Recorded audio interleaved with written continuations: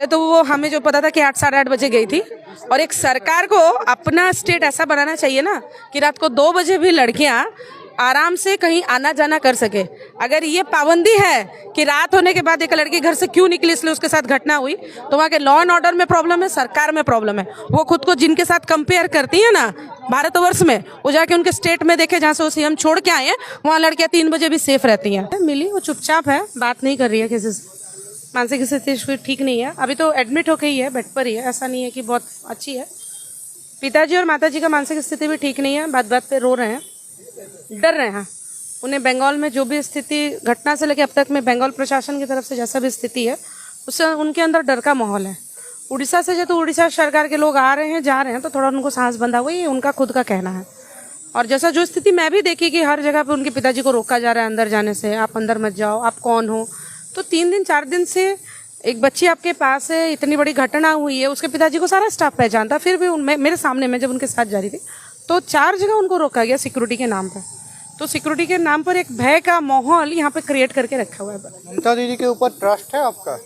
ममता दीदी को तो खुद पर ट्रस्ट नहीं है। वो तो खुद ही बोली है कि 8 बजे के बाद महिलाएं घर से नहीं निकले, तो खुद ही बोल रही हैं कि महिलाओं के लिए बंगाल सुरक्षित नहीं है। तो जिस व्यक्ति को खुद पर ही भरोसा नहीं है उस पर लोग क्या भरोसा करेंगे?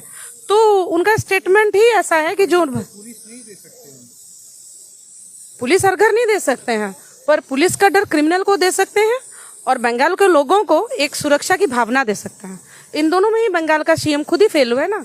एक सीएम, एक महिला सीएम बोल रहा है कि रात के 8 बजे के बाद लड़कियां क्यों निकल रही हैं, तो कल को ये भी बोलेंगे कि लड़कियां जन्म क्यों ले रही हैं 8 बजे के बाद, वो निकल रही हैं घर से।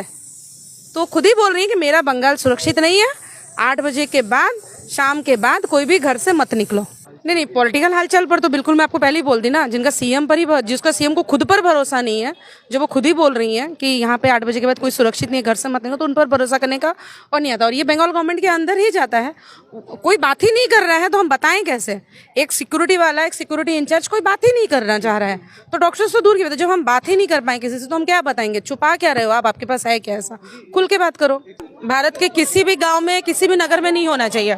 और जैसे स्थिति हम सुन रहे थे टीवी में, मेडिकल एसोसिएशन में डॉक्टर्स के साथ यहाँ पे जो सरकार कर रहा है उनको अगर नहीं मिलने दे रहा है तो ये तो बहुत आश्चर्यजनक स्थिति है। हमें कैसे पता चलेगा कि बेटी का कैसा ट्रीटमेंट हो रहा है, क्या हो रहा है? मेडिकल एसोसिएशन के लोग हैं, डॉक्टर्स हैं, अगर उनके साथ हेजिटेशन कर रही है सरकार तो फिर सरकार पे प्रश्न उठना बनता है। एलिगेशन आ रहा है अभी जो डॉक्टर है उनको घुसने नहीं दे रहा। मैं तो देख